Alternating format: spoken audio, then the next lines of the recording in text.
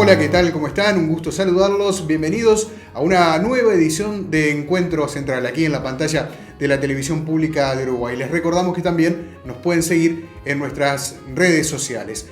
Pablo Stefanoni es periodista, historiador argentino y un fino analista internacional. Con él compartimos hoy un café aquí en Encuentro Central.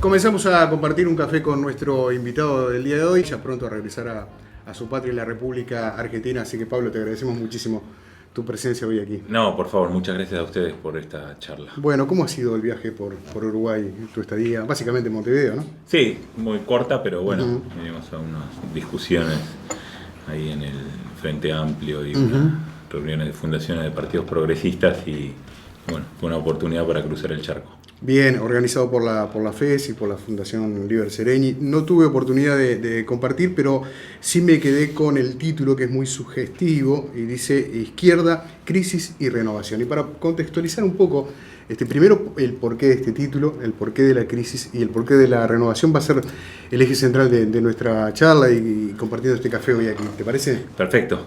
Sí, el título refería en realidad a un número de Nueva Sociedad, la revista en la que trabajo, en la que hicimos un número que se llama Izquierda, Crisis y Renovaciones, sobre todo para pensar un poco las izquierdas en el mundo actual, algunas experiencias un poco más lejanas que trascienden América Latina, a ver qué pasa con la izquierda estadounidense, que ahora está en un momento de movilización y de creación y de discusión política interesante, con algunos éxitos y algunas figuras novedosas como la diputada Alexandria Ocasio-Cortez, que se volvió una referente en el Parlamento con 29 años, pensar algunas experiencias en Europa, pensar también qué pasa con las socialdemocracias tradicionales en Alemania o en Suecia, que vienen sacando cada vez menos votos.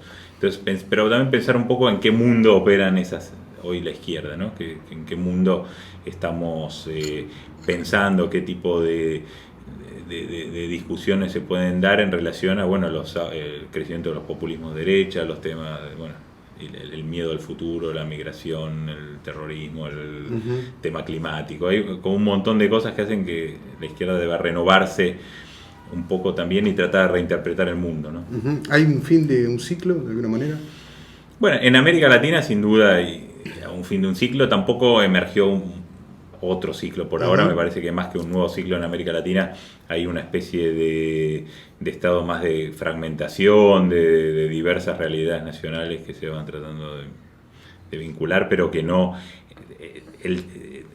sin duda el ciclo de izquierda en alguna medida se agotó, pero no vino todavía un ciclo de derecha exitoso. En algunos casos hubo cambios de gobiernos, pero por ejemplo Mauricio Macri, que hubiera sido lo que muchos esperaban como el presidente post-populista, que trajera inversiones, que mejorara la economía, que saneara las cifras macroeconómicas, está muy lejos de ser un éxito, ¿no? Con lo cual tampoco se abrió un ciclo, me parece, de derecha que pueda ofrecer algún tipo de futuro, como ocurrió en los 90, donde el neoliberalismo sí hizo que mucha gente creyera que iba por ahí la cosa, que era una forma de insertarse en el mundo global, incluso de llegar a ser países de primer mundo. Hoy está lejos, me parece, la derecha de entusiasmar tanto, ¿no? Pablo, esto ocurre, como vos decías, en el gobierno de Macri, partiendo de la base de tomar el kirchnerismo como izquierda, o quizás porque la visión que nosotros tenemos de aquí de Uruguay no sea exactamente la izquierda tradicional que conocemos.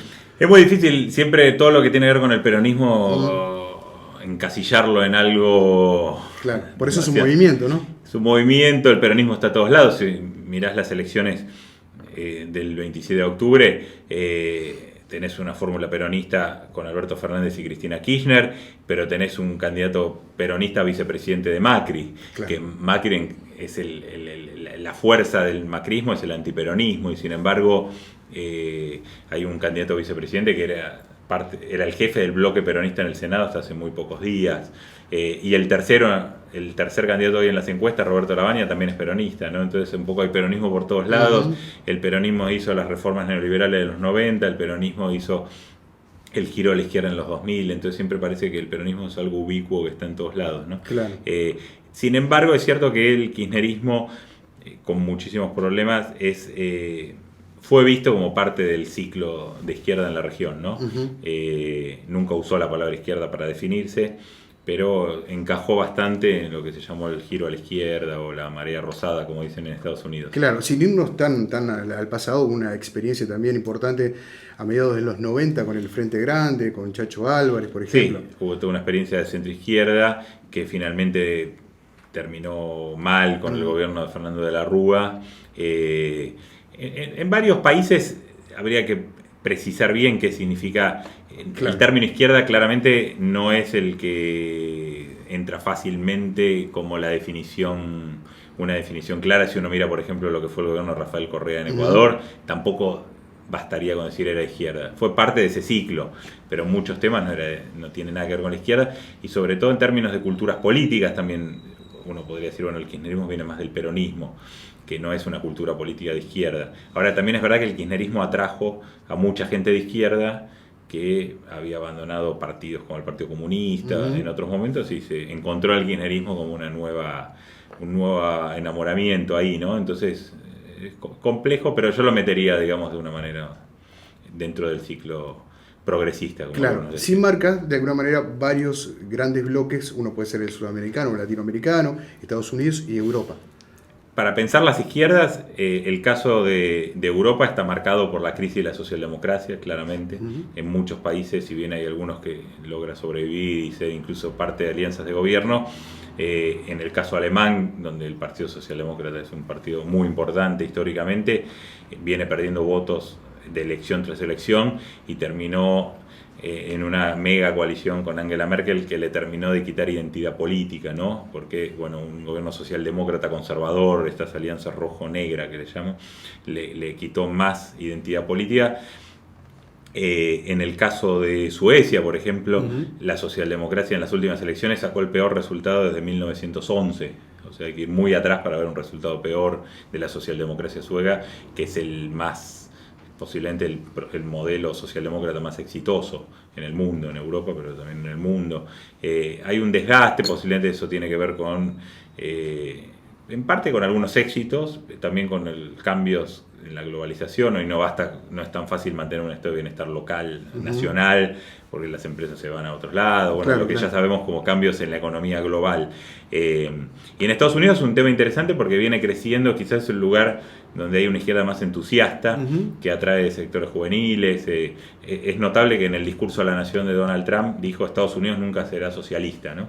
Bueno, nadie piensa que Estados Unidos va a ser socialista, pero empieza a aparecer como una especie de peligro para los grupos conservadores el crecimiento de un ala izquierda que opera dentro del Partido Demócrata, ¿no? Que es sobre todo vinculada a los socialistas democráticos de Estados Unidos y a otros grupos que conforman el ala izquierda del Partido Demócrata, y que tiene un grupo de diputados y diputadas, sobre todo, que forman parte del bloque de Bernie Sanders, claro, que en la anterior elección hizo una muy buena elección en las primarias contra Hillary Clinton.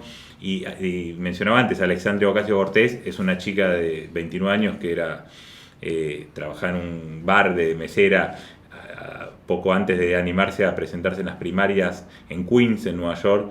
En las primarias demócratas le ganó al cacique local del Partido Demócrata, que hacía 14 años que nadie le disputaba unas primarias, pues ni siquiera se animaban a enfrentarlo. Le ganó las primarias y se volvió como una estrella en el Congreso en Washington, ¿no? Con una posición mucho más a la izquierda de la del establishment demócrata. Y hay muchas encuestas que muestran que hay interés, y que incluso el término socialismo empezó a interpelar a los sectores juveniles, ¿no? La seducción de la izquierda en Estados Unidos pasa necesariamente por una nueva forma de ver o de hacer política. Tiene que ver en esto el papel de las nuevas plataformas, los medios de comunicación, redes sociales, esos fenómenos que hoy de alguna manera ya nos están marcando no solamente el futuro, sino un presente clarísimo. Sí, sin duda eso es así. Hay una paradoja en algún sentido, que Bernie Sanders, que es el que más entusiasmó a estos sectores juveniles y se posicionó y ahora está disputando de nuevo la primaria, es un político muy tradicional en sus formas, ¿no? Hace discursos muy tradicionales, donde habla de la clase trabajadora, de los problemas sociales que enfrentan y de las desigualdades causadas por el capitalismo estadounidense. Pero sin duda sí, y en el caso de Alexandria Ocasio, las redes sociales, las plataformas, que como decía ya no son tan nuevas, fueron importantes, y también es importante para difundir sus discursos en el Congreso, donde pone en cuestión muchas veces, bueno, este capitalismo norteamericano que hace que todavía demandas como salud pública, educación, sean una bandera de la izquierda, ¿no? Porque es el único país del primer mundo, del mundo desarrollado, que no tiene un modelo de salud pública universal, que es una de las principales banderas de Bernie Sanders, ¿no? Entonces ahí encontró a la izquierda una forma de, si bien es todavía obviamente muy minoritaria, una forma de llegar a temas que interesan a sectores populares más amplios, sumado obviamente ahora al tema de la migración, que es como el gran tema en Estados Unidos, ¿no? Y las formas tan salvajes, digamos, de enfrentar este tema con las detenciones, con los muros, con todo eso. Sí, a mí me gusta la comida rápida, pero un buen plato de comida hay que hacerlo, hay que saborearlo. Y hoy vos sos un buen plato de comida para nuestros televidentes, perdóname que lo ponga en términos gastronómicos, no, por favor. Así que voy a aprovechar el hecho de tenerte aquí, que no siempre estás en Uruguay, y no te digo repasar país por país, pero de alguna manera ver algunos bloques, ir bajando, si te parece bien, desde Estados Unidos hasta llegar aquí a la región. Tenemos el ejemplo también de lo que está ocurriendo hoy en México. En México, México, bueno, algunos lo definieron como un progresismo tardío porque llegó a la presidencia de Andrés Manuel López Obrador, AMLO, como le dicen los mexicanos, cuando todo el progresismo en América Latina estaba en retroceso. Obviamente quedan países, Uruguay, Bolivia, quedan países todavía con gobiernos de izquierda, pero fue como contracíclico, ¿no? En un momento, entonces, ese progresismo tardío, bueno, está intentando encontrar también un camino. López Obrador, bueno, la situación es obviamente difícil en varios niveles, el tema de la violencia es uno de ellos, pero también el tema migratorio, el acuerdo que hizo con Estados Unidos para frenar la migración en México, muchos lo cuestionaron, porque México jugaría el rol ahí como de estado tapón para que la gente no pase, y para que los que piden asilo tengan que esperar en México el asilo, y lo mismo la frontera con Guatemala es otro punto donde México actúa como un tapón para que la gente no llegue a Estados Unidos. Todavía creo que es un proceso muy incipiente, vamos a ver, López Obrador hizo como de la austeridad pública toda una bandera, eso es algo bastante actual, ¿no? La popularidad que dan los políticos que dejan de usar los aviones presidenciales, que empiezan a moverse mucho más como un ciudadano común. Y bueno, va a ser importante lo que pasa en México, aunque parece muy lejano a nosotros, a Uruguay o Argentina. Bueno, es un gobierno que vamos a ver qué pasa con esa experiencia de López Obrador, que viene del PRI, del viejo partido que gobernó 70 años México. Ahí hay muchas culturas políticas en juego, tampoco se podría decir que eso es un gobierno de izquierda, ¿sí? De hecho, incluso para ganar hizo una alianza con un partido evangélico. Bueno, muestra todas las complejidades de la política actual en América Latina, México. Sí, tan lejos de Dios y tan cerca de Estados Unidos como se Sin duda, que es la síntesis, y ahora lo están viviendo mucho eso por el tema, bueno, lo vivieron por el tema del acuerdo comercial en un momento, del NAFTA, pero ahora por el tema migratorio, y bueno, de hecho Donald Trump hizo del tema del muro con México uno de sus ejes de campaña, ¿no? Compartiendo la isla de la Española con República Dominicana se encuentra Haití. Para muchos sudamericanos un verdadero misterio, algo difícil de descifrar. Muchas veces se caen en lugares comunes con respecto a la situación de Haití, el primer país en lograr la independencia en América Latina, que está viviendo un proceso muy vinculado a hechos de corrupción que parecen no tener fin en ese lugar tan... Y Haití parece como el estado fallido que nunca logra, y las noticias siempre son una crisis, un terremoto, un huracán, y nunca una noticia que muestre algún tipo de posibilidad de reconstrucción del país, ¿no? Hubo en los 90 hubo algún entusiasmo con la figura de Jean-Bertrand Aristide, que era un cura de izquierda cercano a la teología de la liberación, que encabezó en un momento un movimiento popular importante. Eso no funcionó, después volvió al poder ya de la mano de los marines, después de un golpe contra él, pero ya eso se clausuró, esa posibilidad de cambio. Haití vivió además una dictadura larguísima de los padres e hijos de los Duvalier, y efectivamente sí, entró en un periodo de mucha inestabilidad, con un presidente que era un cómico, otro que muchas cosas que pasaron, pero que no logra salir de esa situación. Y como decías, es parte de una isla con República Dominicana, donde República Dominicana hoy es uno de los fuentes de xenofobia en la región, que se habla poco, pero es realmente casi cercana ya a una posición de xenofobia radical, digamos. No vamos a decir nazi, porque siempre las comparaciones con eso no son muy felices, pero la forma en que en República Dominicana se trata a los haitianos, se le quita a la ciudadanía directamente a generaciones tras generaciones, y se quedan como apátridas. Es realmente muy complicado, ¿no? Y muestra, bueno, todavía problemas que hay en América Latina respecto de la xenofobia, incluso en este caso la xenofobia desde el Estado, ¿no? ¿Es un punto estratégico desde el punto de vista geopolítico Haití? Bueno, no sé si estratégico, pero todo Centroamérica siempre fue considerada el patio trasero. Hoy quizás el problema de seguridad nacional que implican estos países para Estados Unidos son sobre todo el tema de que son expulsores de población, ¿no? Y Haití es uno de los que expulsa población, y mucha de esa población va a Estados Unidos, aunque recientemente también muchos van a Chile, pero básicamente a Estados Unidos, ¿no? ¿Cómo ves la región, América Central en particular? América Central creo que está en una situación muy complicada, sobre todo por la falta de expectativas en el futuro. Es una región atravesada por la violencia, bueno, uno podría ver país por país, pero en líneas generales, digo, en el caso de Honduras tuvimos un golpe de Estado, pero en el resto son países expulsores de mano de obra que viven cada vez más de las remesas, atravesados por el problema de la violencia, sobre todo de las maras, de las pandillas. Y de hecho, si uno mira las entrevistas que hay entre los migrantes centroamericanos, hace un tiempo salió mucho en los medios esta caravana de hondureños que iba hacia Estados Unidos. Más incluso que la economía aparece el tema de la violencia como razón, gente amenazada por las maras, que tiene que abandonar el país y que ya no soporta esos niveles de violencia y de falta de Estado, ¿no? Entonces me parece que hoy América Central posiblemente es la región sin duda de América Latina con más problemas, sobre todo porque no encuentra una vía, digamos. América del Sur en algún punto fue encontrando algunas vías, incluso en el caso de Colombia, que podemos conversar, entre los acuerdos de paz, tratar de salir, pero en América Central no. Dame unos segundos, vamos a hacer una pausa y después ponemos la mirada ya en América del Sur. Si te parece, estamos tomando un café, compartiendo con el amable invitado que está en el día de hoy compartiendo con nosotros esta visión sobre, bueno, no solamente sobre el presente, sino también lo hará más adelante sobre el futuro.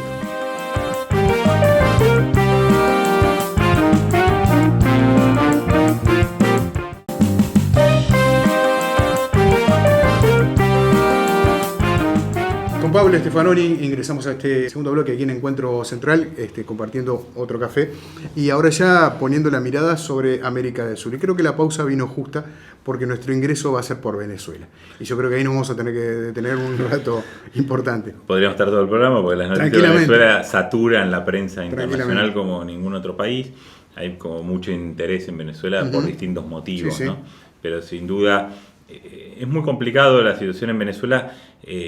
Además fue muy complicada para los progresismos regionales decir, bueno, cómo pensar Venezuela, qué decir de Venezuela, porque claramente de Venezuela había muchas crisis superpuestas, una crisis económica que llevó a la hiperinflación y en un momento el desabastecimiento, una crisis de seguridad urbana, sobre todo en grandes ciudades como Caracas, últimamente una crisis migratoria porque Venezuela empezó a expulsar sus ciudadanos por diversos países y es el tema migratorio más importante hoy en la región, y una ineficiencia estatal muy, muy grande para enfrentar estos problemas, y en los últimos tiempos yo creo un giro autoritario en la forma de ejercicio del poder en medio de una especie de empate de poderes. Venezuela hace un tiempo, con la convocatoria de elecciones de Asamblea Constituyente, tenía dos parlamentos, el parlamento oficial, digamos, la Asamblea Nacional. Y la Asamblea Nacional. Y ahora tiene dos presidentes. Si uno vuelve atrás, decir, bueno, ¿cómo se llevó a esto?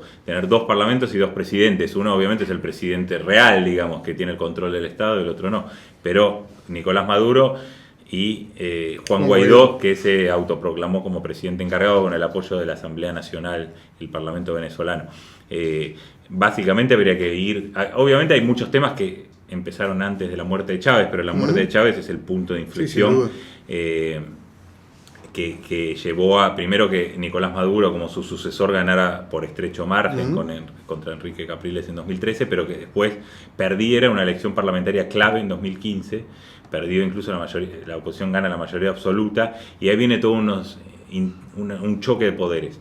El gobierno que intenta limitar el poder del Congreso, del Parlamento, y el Parlamento que intenta destituir a Maduro. Y ahí empieza una guerra de poderes que va a llevar a esta situación actual, ¿no? de una especie de empate catastrófico en alguna medida, porque el gobierno hoy no puede imponer totalmente su política, pese a que hay un giro, en mi opinión, represivo significativo a la oposición, y la oposición tampoco se puede deshacer de Maduro tan fácil como pensaba, ¿no? La oposición muchas veces pensó que ya era el momento, ¿no? Las últimas, bueno, un intento de asonada cívico-militar este año, y siempre la oposición de algún modo pensó que la crisis económica iba a acabar con Maduro, ¿no? Eso no ocurrió hasta ahora, pese a que la crisis empeoró mucho. Maduro sigue teniendo sustento posiblemente minoritario en una elección, pero tiene las Fuerzas Armadas, tiene una parte de la población que todavía lo sostiene, y tiene algunos países, ¿no? Mientras que Guaidó, como presidente encargado, logró el apoyo de 50 países, pero no pudo básicamente acabar, o sea, armar modificar las correlaciones de fuerza, sobre todo quebrando las Fuerzas Armadas. La principal estrategia de Guaidó, con apoyo muy fuerte de Estados Unidos en los primeros tiempos, fue quebrar a las Fuerzas Armadas. Eso se expresó en este intento de asonada en abril de este año. Eso no pasó, aunque hay quiebres. Hay que recordar que Christopher Figueras, el ex jefe de inteligencia de Maduro, hoy está en Estados Unidos y fue parte de esas conspiraciones, con lo cual se ve que ahí hay un quiebre en el aparato de inteligencia, y posiblemente lo haya también en el aparato militar, pero todavía no se logró, quizá nunca se logre, no sé si es todavía la palabra, pero no se ha logrado hasta ahora quebrar esa base de sustentación, ¿no?, del poder de Nicolás Maduro, con lo cual el futuro es muy incierto. Hoy la oposición intenta a la vez el derrocamiento, mantiene la idea de un derrocamiento de Maduro, a la vez está participando en negociaciones muy inestables y que penden de un hilo, prácticamente en Barbados, avaladas por Noruega, que bueno, es significativo porque Noruega fue el país que los negociadores noruegos fueron los que habilitaron las negociaciones entre las Fuerzas Armadas Revolucionarias de Colombia y el Estado colombiano, ¿no? Sí. Entonces, bueno, es importante porque a su vez esas negociaciones se hicieron en Cuba. Cuba es un país que incide mucho en Venezuela. Entonces, bueno, algunos países como Uruguay, México y la Unión Europea están buscando una salida negociada. El problema es qué se puede negociar ahí, ¿no? Claro. Básicamente serían elecciones. Ahora, elecciones implica también algunos debates. Si Maduro se puede postular o no, si tiene que abandonar el poder antes de las elecciones, con qué consejo electoral se va a hacer. O sea, no es fácil llegar a unas elecciones que todo el mundo reconozca y que de algún modo reacomoden la situación venezolana, por lo menos para una convivencia pacífica entre gobierno y oposición. Sí, yo sé que siempre está bueno buscarle el contexto a todo esto. Podríamos hablar desde Carlos Andrés Pérez, socialdemócrata del Caracazo, en fin, pero nos iríamos muy atrás y por un tema de formato, de tiempo, no lo tenemos. Sí me interesa analizar algo que tú mencionaste y que le voy a robar acá al querido amigo Álvaro Padrón, una frase que él utiliza, se la robo con todo respeto, en relación a Venezuela. Y tú lo dijiste, 2 parlamentos, 2 presidentes, 2 Caracas, si querés de alguna manera, porque no es lo mismo Altamira que Sabana Grande, pero una sola Fuerza Armada. Sí. Ese es todavía el centro que mantiene el eje y que explica. Sí, si uno tuviera que explicar, digamos, qué hace que no estalle, creo que, bueno, por un lado es una Fuerzas Armadas. Si hubiera 2 Fuerzas Armadas, el país estaría en una guerra civil, ¿no? Claro. No sería lo mismo que tener 2 presidentes, porque claramente son 2 presidentes, uno tiene poder y el otro no, por lo menos. Pero, sin embargo, Guaidó no tiene poder práctico, o sea, no puede gobernar. Sin embargo, tiene suficiente apoyo, sobre todo internacional, para que no ser detenido, ¿no? El gobierno apostó ahí a una estrategia de no victimizar a Guaidó y no lo detuvo, pese a que se declaró presidente. En cualquier lado sería detenido, y más en Venezuela.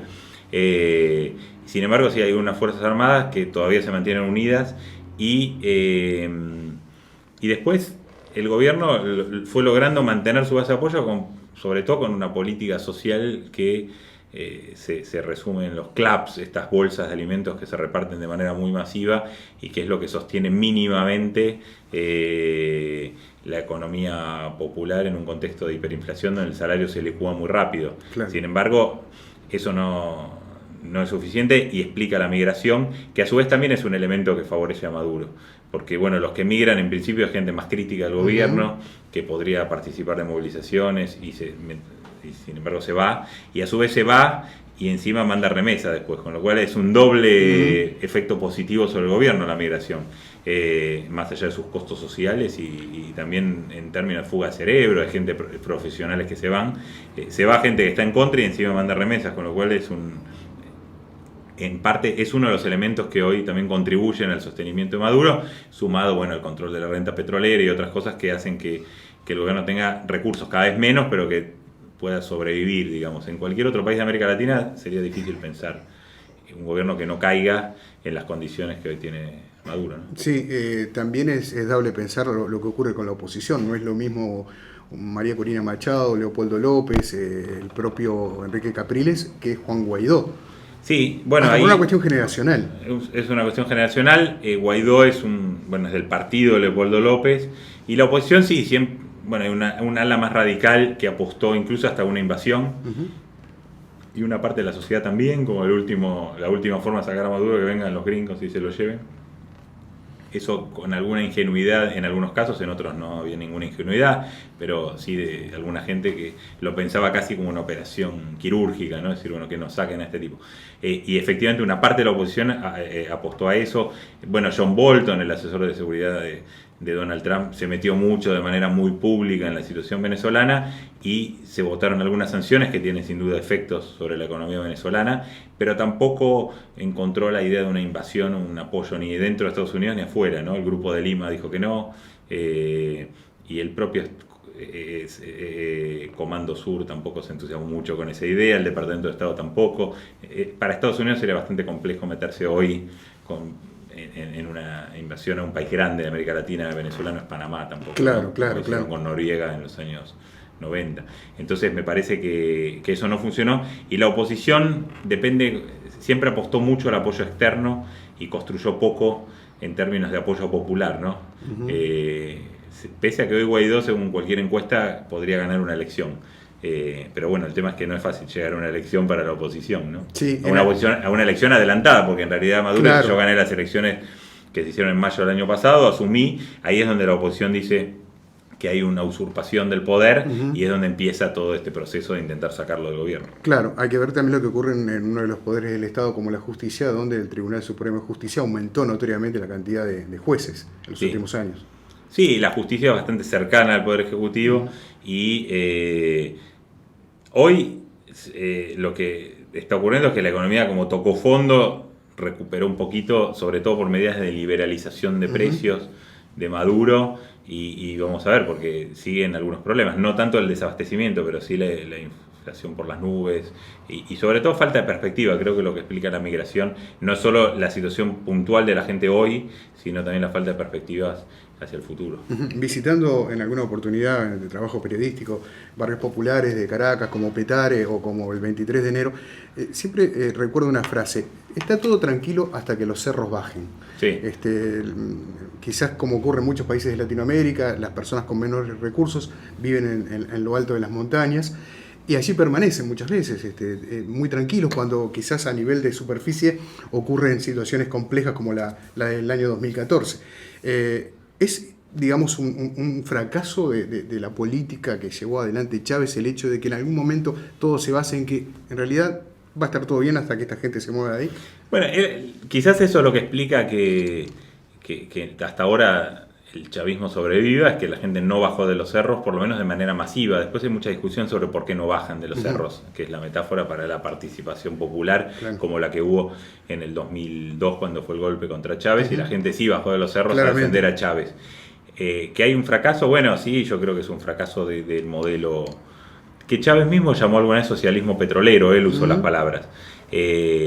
Y efectivamente eso no funcionó por una serie de razones vinculadas a la gestión, al fracaso de las nacionalizaciones, al manejo macroeconómico, a la corrupción masiva que hoy reconoce el propio gobierno, acusando a mucha gente de haber defalcado directamente de PDVSA, la petrolera estatal. Uh-huh.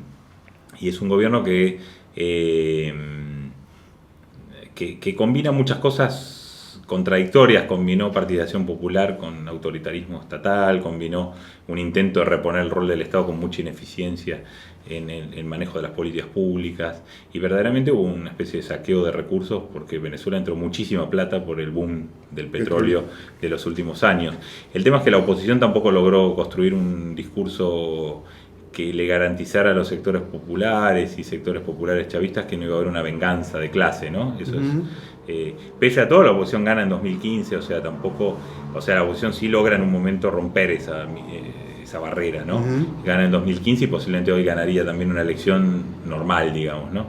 Entonces, sí creo que hay un fracaso, y que es un fracaso que afecta a toda la izquierda de la región, porque Venezuela fue el único país desde la caída del muro de Berlín que utilizó el término socialismo para definir a su propio sistema, ¿no? En este caso socialismo del siglo XXI. Entonces eso tiene sin duda consecuencias muy grandes para todas las izquierdas regionales, y está siendo muy beneficioso la imagen de Venezuela para las derechas en la región. En todos los países las derechas utilizan el fantasma de Venezuela para tratar de ganar votos, ¿no? Y se habla de Chilezuela, decían Piñera, si ganaba la Concertación, la nueva mayoría. En Argentina también se usó, en Colombia, en todos lados se usó ese fantasma, se agitó ese fantasma. De cara a la campaña de octubre también, como sabés bien que va a ocurrir acá, el tema está presente, ¿no? Y las grandes chicanas y idas y vueltas con respecto a posicionamientos sobre Venezuela, dictadura, no es dictadura, ¿qué es? De alguna manera generan este tipo de situaciones, ¿no? Sí, nunca se sale bien parado desde la izquierda esa pregunta que simplemente un periodista o un político conservador que Venezuela es una dictadura, no es una dictadura. Y ahí se responda a lo que se responda, es un problema, ¿no? Claro. Porque realmente es un gobierno muy complicado en términos también de derechos humanos y de respeto de las normas básicas de un Estado de Derecho. Sí, Pablo, entonces, también está claro que ni Estados Unidos, tampoco China y Rusia les ponen el ojo sobre Venezuela para, no sé, conocer la receta de las arepas. No, exactamente. Ahí hay también una lucha geopolítica, digamos, ¿no? Como hubo en su momento con Cuba, digamos. Y efectivamente hay una lucha geopolítica también por Venezuela. Hay que ver, pero bueno, como decía antes, Estados Unidos se metió mucho en Venezuela, pero tampoco parece haber una política coherente para Venezuela. También hay intereses internos para meterse ahí. Marco Rubio, el senador por Florida, lo usa para su propia campaña electoral. Donald Trump no parece él particularmente interesado en el tema de Venezuela, personalmente. Sí, John Bolton, algunos halcones de la era Bush, ¿no? Que vienen con un discurso anticomunista muy clásico y quieren meterse en Venezuela, pero no lograron el consenso y tampoco pasó por ahora de una retórica guerrerista junto con sanciones económicas que sí afectan a la economía venezolana, sin duda. Solo que creo que la explicación de la crisis no son las sanciones, que son recientes. Ahora, ya habiendo crisis, la empeoran, sin duda, y muchas veces las sanciones económicas afectan más que a los gobiernos, o junto a los gobiernos, a los sectores populares, ¿no? Te propongo hacer una pausa y luego de la misma, si te parece bien, nos quedamos de alguna manera también en la región del Caribe. Vamos a hablar de Colombia, vamos a hablar de este proceso de paz que parece tener, con algunos episodios ocurridos recientemente, bueno, allí un flanco bastante débil, ¿eh? Ya venimos.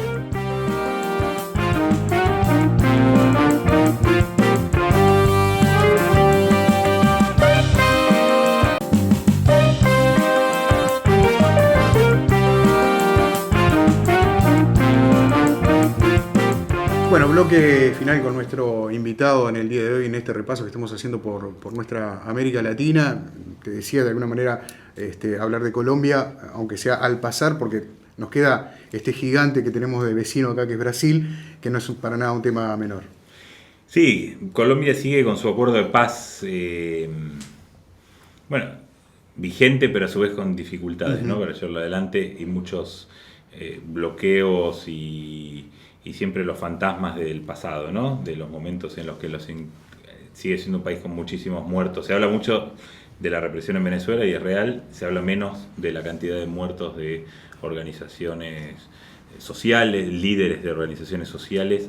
En el caso de Colombia, donde si bien se firmaron los acuerdos de paz, hubo desde el comienzo mucha resistencia, ¿no? Sabemos que el expresidente Álvaro Uribe se opuso, ganó el no en el referéndum de 2016, a partir de ahí se habilitaron por una vía parlamentaria, retocados, pero sigue habiendo toda una parte de la derecha conservadora que tiene interés en sabotearlos y en mantener como una retórica más guerrerista. Y Iván Duque, bueno, es un uribista, ¿no? O sea, salió del riñón de Álvaro Uribe y a diferencia de Juan Manuel Santos, que se desmarcó e impulsó los acuerdos de paz, no ocurrió lo mismo ahora. Así que es un país que es importante porque, bueno, en las últimas elecciones hubo una izquierda importante con Gustavo Petro y realmente la paz en Colombia puede redefinir un poco el espacio para el progresismo colombiano, que siempre tuvo muchas dificultades porque tenía una izquierda armada que era muy funcional a los sectores conservadores muy duros, y Colombia efectivamente tiene una derecha dura, ¿no? Claro. Vinculada al paramilitarismo, vinculada a poderes terratenientes, y los últimos días hubo eventos, bueno, que muestran que es un proceso que va como en un territorio minado, ¿no? La paz en Colombia. Efectivamente. Aunque, bueno, es un avance significativo y posiblemente no se vuelva atrás del todo, ¿no? Claro, no nos va a dar el tiempo. Por lo menos una frase hacia Bolivia, que sé que además es un tema que has trabajado mucho, ¿es la contracara de Venezuela? Bueno, Bolivia es interesante porque es la contracara en un aspecto que es importante. Pese a ser parte del bloque bolivariano y Evo Morales estar muy cercano a Chávez primero y después a Maduro, es una economía muy exitosa. De hecho, va a haber elecciones el 20 de octubre y una de las principales cartas de triunfo de Evo Morales, que puede ganar esa elección, es la economía, ¿no? Entonces, esa es una diferencia enorme y muchas veces se homogeneiza un poco todo, pero si uno mira las políticas económicas de Evo Morales, fueron bastante exitosas en términos macroeconómicos. El Producto Bruto Interno subió más de 300% en estos 15 años. Evo Morales mantiene el mismo ministro de Economía desde hace 14 años, desde el día que llegó al poder, con una licencia por enfermedad en el medio, pero es el mismo ministro, Luis Arce Catacora. Lo polémico, digamos, de la elección en Bolivia es que Evo Morales perdió un referéndum en 2016 por la reelección, por poquito, pero perdió, y después buscó una vía judicial para poder presentarse. Entonces eso deja como más en duda la legitimidad de su continuidad en el cargo, incluso ganando las elecciones. Pero bueno, si gana, gana y seguirá. ¿Qué pasa con Brasil? Con el Brasil de Bolsonaro, el de Moro y el de Lula.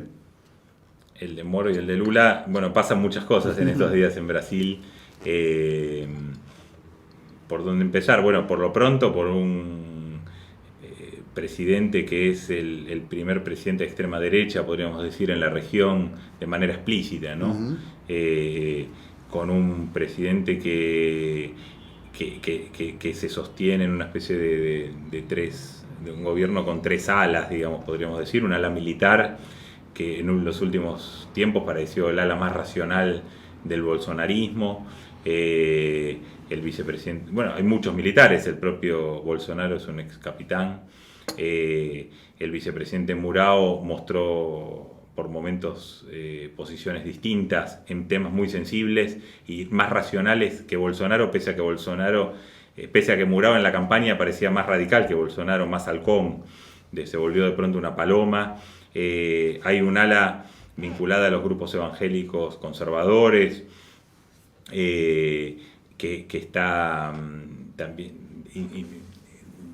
desarrollando un discurso que tiene que ver sobre todo contra la ideología de género, contra el marxismo cultural, todo esto que conocemos en los últimos tiempos, que empezó a emerger todo un discurso en América Latina de ese tipo, y un ala ultraliberal que la encarna Paulo Guedes, el ministro de Economía, que es un ministro que trabajó en la Universidad de Chile durante el pinochetismo y se vinculó mucho con los Chicago Boys y con esa ala ultraliberal. Eso conforma un gobierno que no termina de ser del todo coherente, que en la campaña electoral tuvo varios ejes vinculados a la seguridad en términos casi de limpieza social, de todo un elogio de las armas, de un discurso ultraconservador en términos de valores morales.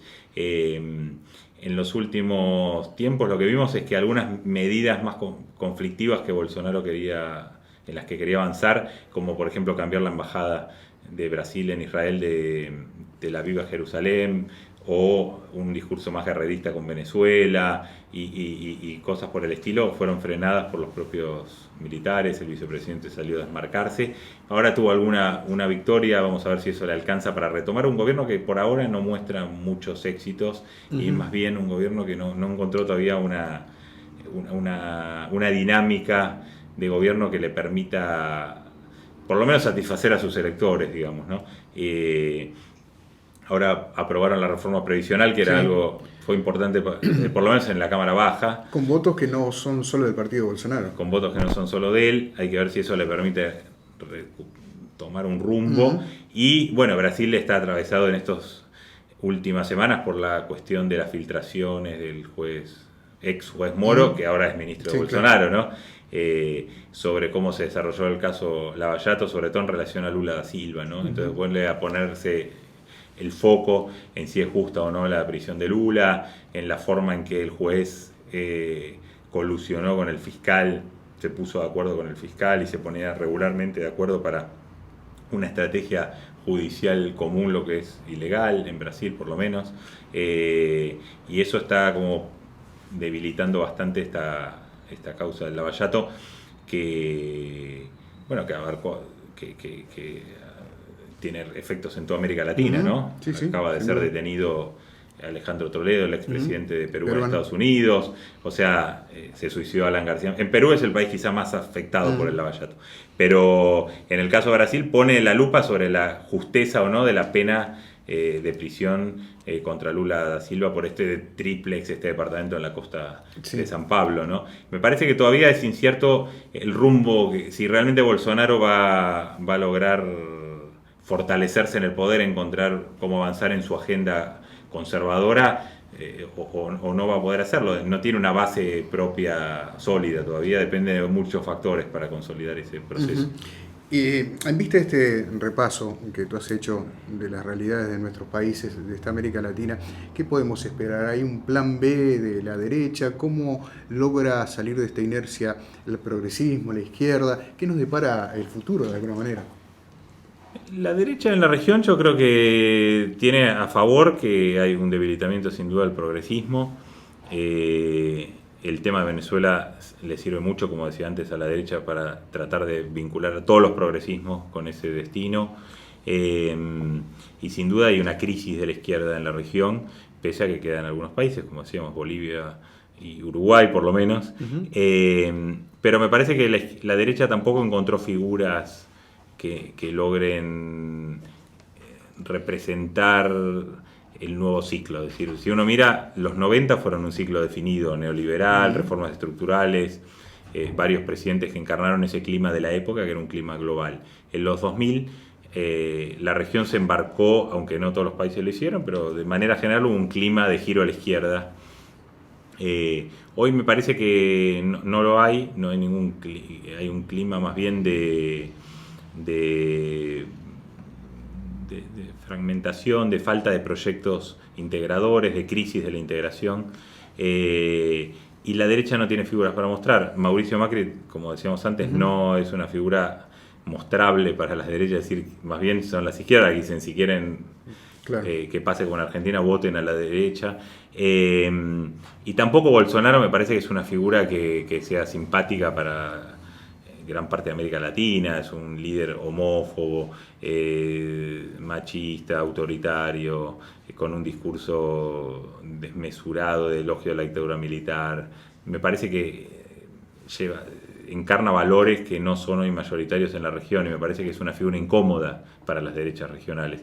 Y después están Piñera, pero que no es nada novedoso, digamos. Chile siempre se mantuvo, incluso con gobiernos centro-izquierda, en una línea más cercana al libre comercio. Entonces, me parece que las derechas no pudieron aprovechar tanto como hubieran querido del debilitamiento del progresismo, y eso puede dar lugar a que en algunos países pueda cambiar el viento electoral. El caso argentino es una elección totalmente abierta, ¿no? Donde puede ganar Mauricio Macri, sin duda puede ganar, pero también puede ganar la oposición peronista. Entonces, todo eso podría cambiar el ciclo, ¿no? Claro. Claramente no va a ser el ciclo de los 2000. Ujú. Yo creo que ese entusiasmo de la izquierda de los 2000 no se va a repetir, incluso aunque ganara Fernández en Argentina, se mantuviera el Frente Amplio en Uruguay, Evo Morales fuera reelegido. Es cierto que el clima ese no hay, y posiblemente tengamos una región fragmentada por los próximos años sin ningún proyecto hegemónico, ¿no?, a la vista. Me dijeron que en tu charla reciente mencionaste alguna serie de televisión y la pusiste como un ejemplo de alguna manera tener una visión hacia un futuro cercano. Sí, en realidad en la charla, en esa charla que mencionás, hablamos un poco de las visiones apocalípticas del futuro que hoy están muy extendidas en la sociedad, ¿no? Temores al futuro, y se piensa más en el futuro con temor que como un espacio de progreso, Claro. como hace 40, 50 años, todavía el futuro, en general la gente pensaba que iba a ser mejor que el presente, Sí, o que sí. podía ser mejor que el presente, mientras que hoy predomina una visión muy pesimista sobre el futuro, incluso apocalíptica en términos de cambio climático, de migración, de ascenso de los populismos de derecha. Y una de las series que representa, me parece bien eso, es una serie que se llama Years and Years, Años y Años, una serie de HBO, una serie británica, que muestra como un futuro cercano, pero ya bastante apocalíptico. Es un futuro que empieza hacia 2022, va avanzando muy rápido igual, pero es un futuro de la siguiente generación, y ya muestra cómo se profundizan tendencias actuales, ¿no? Donald Trump es reelegido, después ser reemplazado sucedido por Mike Pence, el actual vicepresidente. Angela Merkel ya murió y no juega ningún rol en Europa.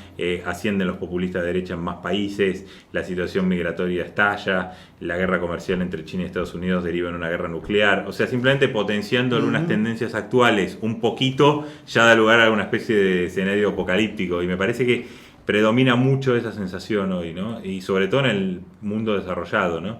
Y me parece que eso explica también muchos votos a los populistas de derecha, que de algún modo prometen como ya no una utopía hacia el futuro, sino una especie de lo que algunos llaman la retroutopía, o sea, volver al pasado, ¿no? A las sociedades más blancas, a las sociedades más heteronormativas, a las sociedades donde las visiones, los hombres se sentían más seguros, entre comillas, en relación a hoy con el auge feminista. O sea, volver a distintas sociedades que en teoría eran mejores para la gente que se siente inseguro respecto al presente, pero sobre todo el futuro, ¿no? Y eso avala toda una serie de movimientos conservadores, populismos de derecha, autoritarismos nuevos, que me parece que se explican en esa visión sobre el futuro, ¿no? El futuro, temor a lo desconocido. Y el futuro como amenaza. Antes Claro. el futuro no era una amenaza, era más bien al revés. Se creía que los robots que la tecnología iba a ser liberadora. Hoy creemos que los robots nos van a quitar el trabajo, que los migrantes van a reemplazar a las poblaciones de Europa, o sea, hay todo eso que antes aparecía como las promesas de futuro, y se volvieron como el futuro como amenaza. Y me parece que el futuro como amenaza explica muchas cosas que están pasando hoy. Sí, tema complejo porque además todo indica que vamos a seguir viviendo bastante más. La expectativa de vida irá creciendo. Claro, también. Y el problema ahí es que me parece que muchas de esas imágenes del futuro tienen efectos políticos sobre el presente que son muy importantes hoy, ¿no? Sí, desde Marx hasta Adam Smith hemos estado hablando del tema medioambiental casi como un tema infinito. Sin embargo, nos hemos dado cuenta que esto no es así. ¿Y es hoy el principal problema que tiene la humanidad? Bueno, es uno de los problemas que parecen más difíciles de resolver. Alguien mencionaba en los años 60, 50, 60, con el peligro de guerra nuclear era un peligro serio. Si Estados Unidos y la Unión Soviética se enfrentaban, el mundo podía prácticamente desaparecer. Pero eso se podía evitar simplemente si dos personas, los líderes de los dos países, no declaraban la guerra, o sea, no apretaban el botón rojo, como decía metafóricamente, ¿no? Aunque sabemos que no era un botón rojo el que provocaría una guerra nuclear. Pero bastaba con que dos líderes no hicieran eso, no declararan la guerra, no evitaran eso para que no estallara el mundo. El cambio climático es mucho más complejo, ¿no? Hay que hacer demasiadas cosas como para que una persona común primero entienda bien de qué se trata. De pronto aparece Donald Trump y dice, no, eso es todo, lo que dicen los científicos es todo mentira, no hay tal cambio climático. Cada vez que hace frío, Donald Trump dice dónde está el calentamiento global con el frío que hace en Nueva York, ¿no? Entonces, me parece que es demasiado complejo lo que cada ciudadano debería entender y hacer para luchar contra el cambio climático, y me parece que así son la mayoría de los problemas que enfrentamos hoy. Lo mismo el problema de tecnología, el problema del futuro del trabajo. Sí, sin duda. Vuelven demasiado complejo como para que funcione ahí la democracia, en el sentido que un ciudadano tenga alguna idea de cómo votar en relación a esos problemas. Pablo, ha sido un gusto enorme por favor, gracias tenerte por aquí. Comentanos cómo podemos hacer para acceder a tu revista también. Bueno, Nueva Sociedad es una revista que está totalmente online de forma gratuita, y basta entrar o poner Nueva Sociedad en Google y va a aparecer, o poner www.nuso.org. Gracias, Pablo, un gusto. No, por favor, gracias. Buen regreso a tu país. Gracias. Amigas, amigos, nosotros, si ustedes lo desean, nos reencontramos el próximo viernes aquí en la pantalla de la Televisión Pública de Uruguay.